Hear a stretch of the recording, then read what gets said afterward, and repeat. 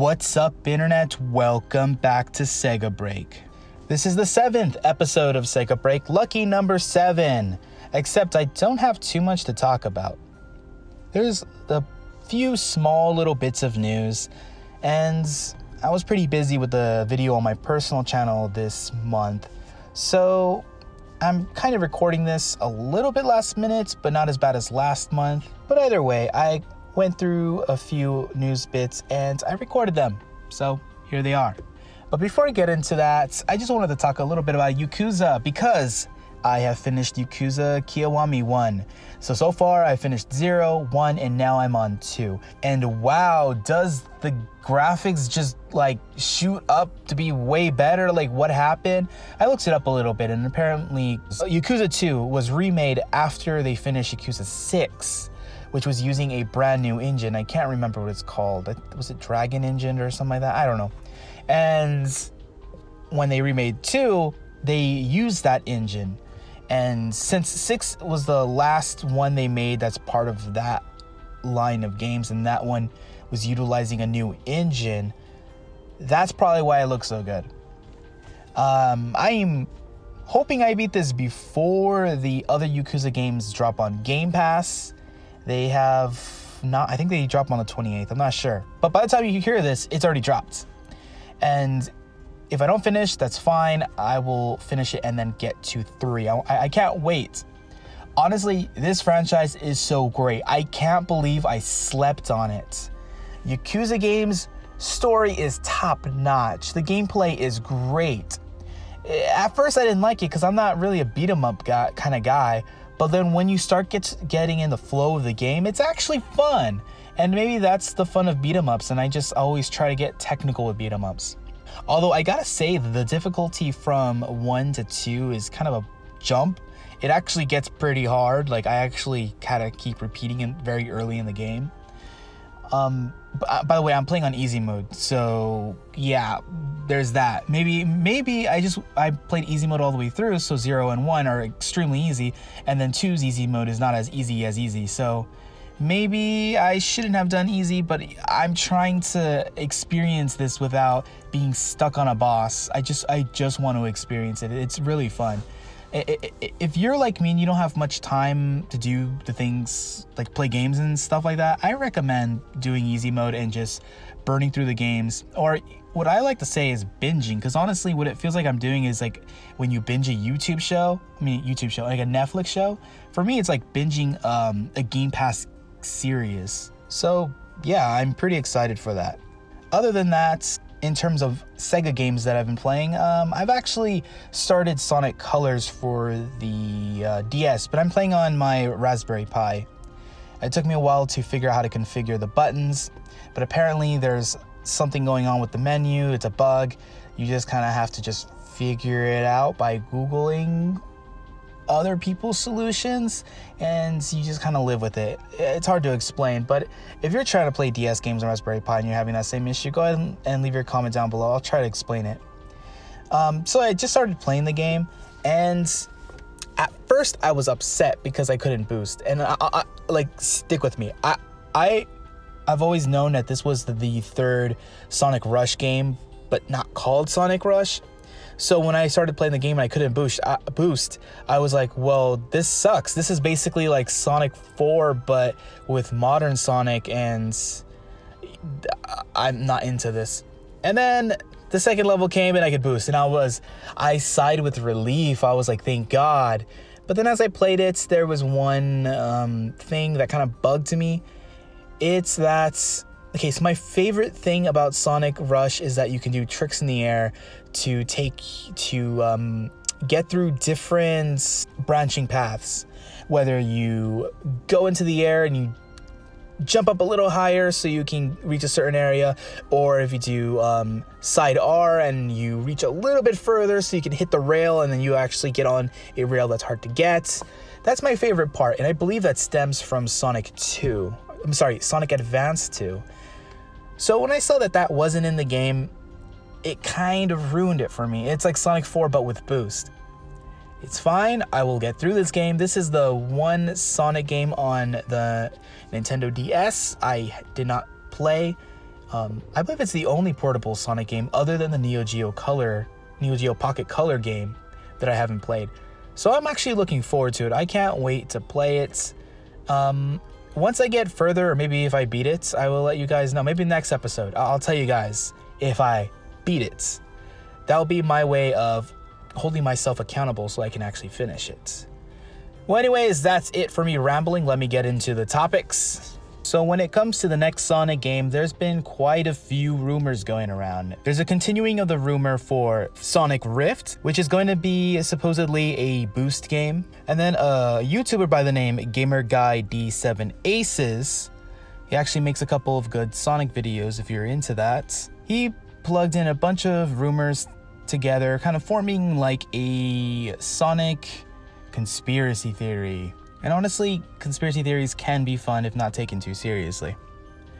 But what interestingly happened is that he got messaged by someone he believes is someone that is a reliable source when it comes to leaks and stuff like that that's attached to Sega.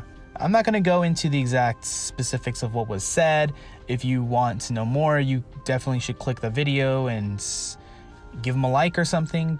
Basically, he says that he believes that he's onto something and that he's heard that Sonic 1 and 2 are being remade.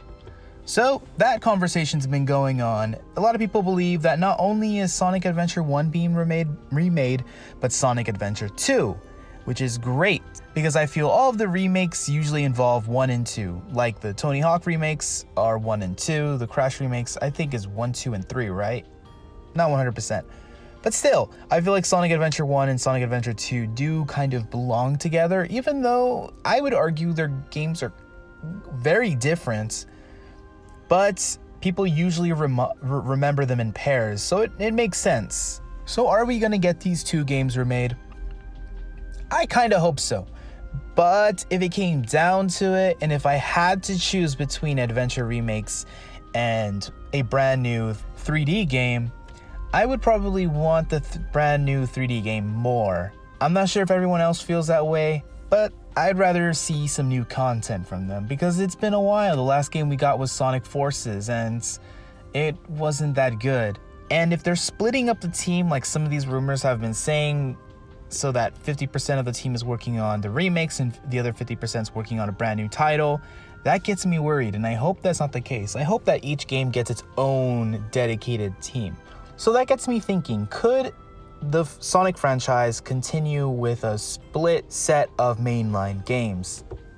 What I mean by that is, at the moment, there seems to be a split between the retro games and the modern games.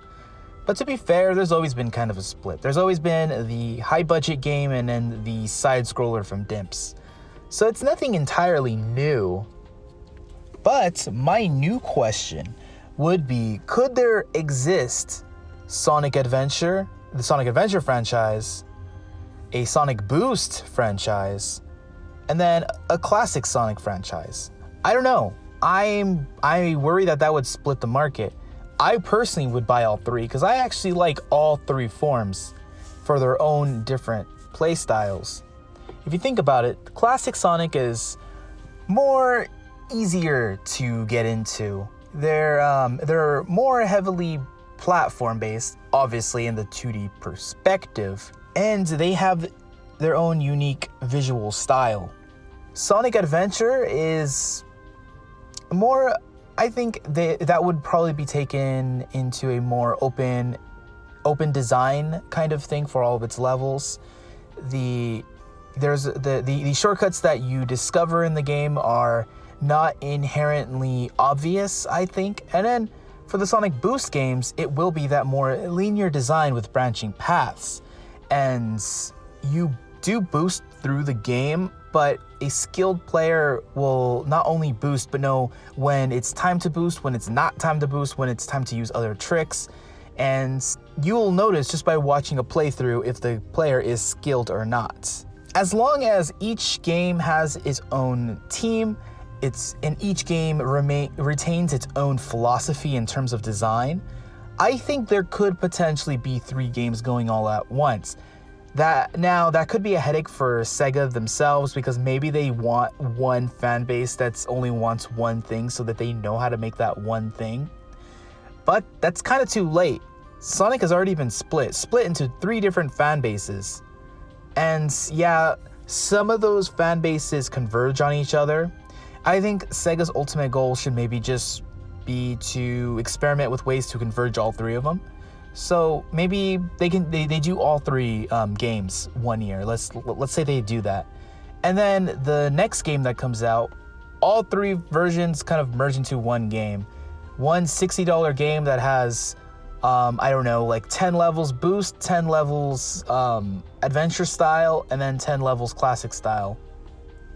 I don't know if that would be a good idea, because I think they could still sell them as different experiences, and you're not forcing the player to experience the Sonic levels that they don't want to experience. So maybe I'll back off of that a little bit, and maybe they should retain as individual experiences. But either way, I just want to stress that I like all 3 versions of these games, and I don't want to see any of them go away. If boost is done right, it's terrific. If it's done wrong, it's a snooze fest. It's basically Sonic Forces. If adventure is done right, it's, well, an adventure, and it's really fun to just explore these levels. But if it's done wrong, it's 06 and you're just wrestling with the controller.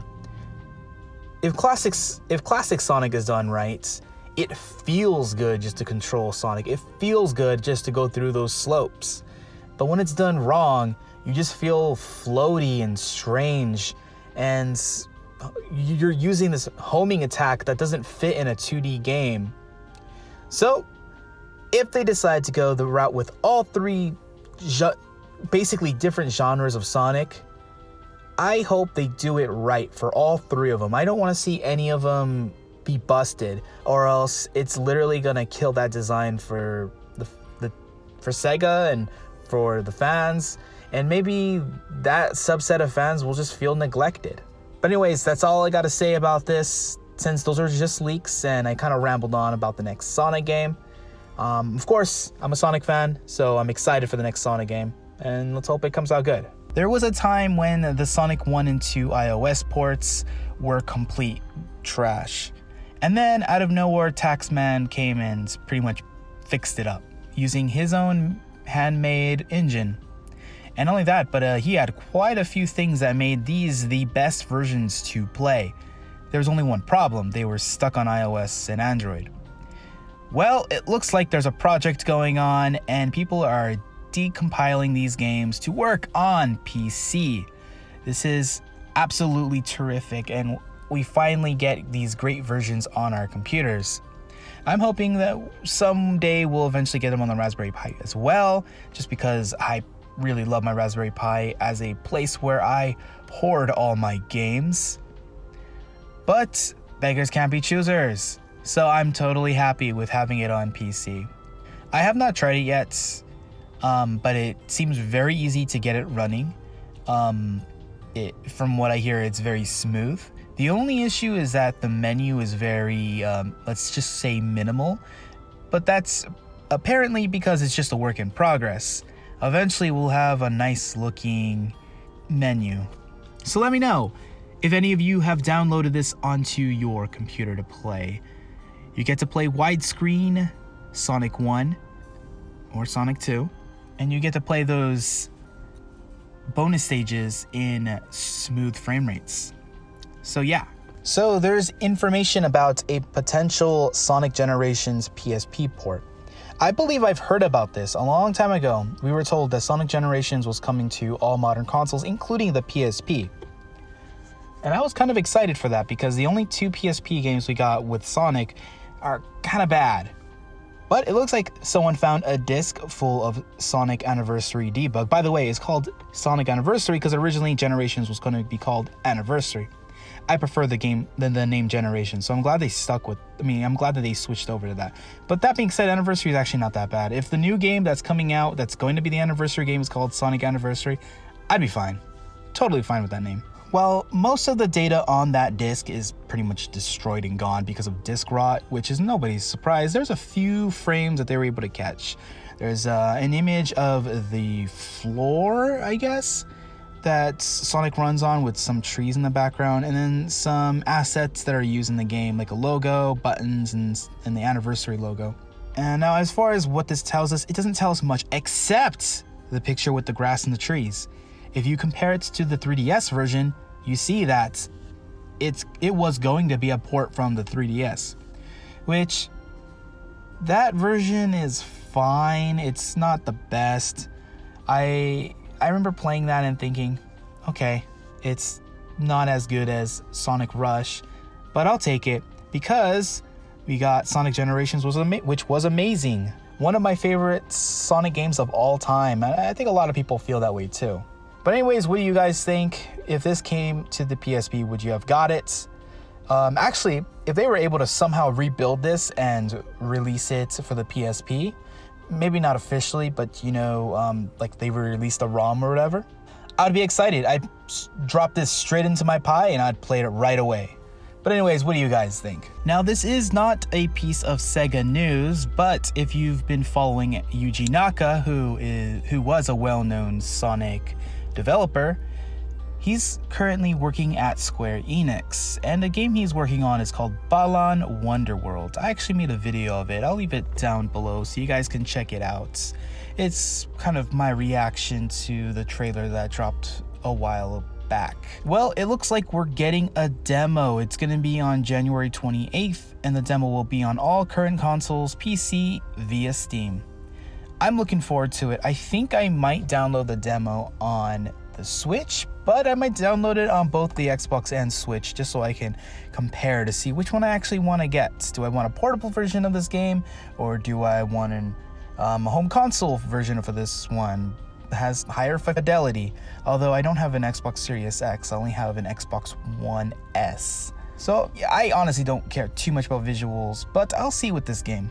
I'm really excited about it because, like I mentioned, Yuji Naka's working on it and Naota Oshima is working on it. Two very important names when it comes to Sonic the Hedgehog. When looking at the way that this game plays, it kind of reminds me of a Sonic adventure mixed with Nights into Dreams, which not only sounds like it looks good, but it sounds like it might play well. It sounds like this might be a fun game, so I want to check it out. I will play the demo, and I think on the next episode, I will let you guys know. Now, I just realized that this episode is going to go up after the 28th. But I wouldn't have played it yet because this is being recorded before the 28th. So it's gonna take me a while to let you guys know what I think. You guys probably won't know until early March, but I'm sure there's not many of you clamoring for my opinion, so it's not an issue. But I do want to know if you guys are gonna play it, or if you guys have played it, which you guys probably have played it if you want to play it because of the date. But you get what I mean. Let me know down below. Sonic has made a cameo in Puyo Tetris 2. It was in an update that he was put in, and it was with a couple of other things. They added Sonic music, some Sonic avatars, a boss raid mode, and some other stuff. I haven't played Puyo Tetris 2, but I did play Puyo Tetris 1, and that's a great version of Tetris. I think its biggest flaw, though, is when you play online multiplayer, and if you actually decide to play Tetris and the other people are playing as Puyo, you're going to get demolished. It's much easier to gain combos in Puyo and pretty much destroy the other player. I haven't, like I said, I haven't played this second one, but I hope that they fix that, or at least addressed it in some way. I mean, because it's Puyo Tetris and not just Puyo. The boss raid mode that they've added, it allows you and 3 other people to take down a boss. Of course, the boss is controlled by a CPU. I think this is really cool. For those of you who don't know what Puyo is, it's basically Dr. Robotnik's Mean Bean Machine if you played that on the Genesis. It was localized in the US to have a Sonic skin on it because I guess they didn't think it would do well without it. Well, I guess that's kind of correct. I mean, the only reason why I know this exists, and the only reason why I actually like this puzzle game, is because I grew up playing Dr. Robotnik's Mean Bean Machine. Now, I would get completely destroyed in that game. I could never get good. I think I would get up to the monkey. Sorry, I can't remember his name. the light bulb on his head, and he would just defeat me every single time. But I just kept trying because, you know, back then we may only have like 5 games in our library, and we would just play them over and over and over again. But yeah, if you're a fan of Tetris, if you're a fan of Puyo Puyo, I highly recommend the first one. But if you want to stay updated, you want to get the one that's getting all these cool DLC and downloads and stuff like that, then go for the new one. And hopefully they fix the multiplayer. So if you want this game excited for the multiplayer, then I would say cautiously buy the second one, because I don't know if it's actually fixed or not. But I presume it's fixed, because this is a well-known thing. So yeah, look forward to that. And if you have the game, please let me know down below if you're enjoying the Sonic update. The Sonic the Hedgehog's YouTube account uploaded another interesting short called Eggman's Mean Time Machine. He travels back in time trying to get rid of Sonic, and like the butterfly effect, every time he changes a thing, Sonic is a different character. And what's interesting is that every character that he changes into was actually a prototype character. I'm surprised they didn't have him transform into an Eggman character to fight Eggman, because if many of you know, Eggman was pitched as a potential mascot for Sega during the competition to create Sonic the Hedgehog. So I think that would have been a fun throw, but they didn't.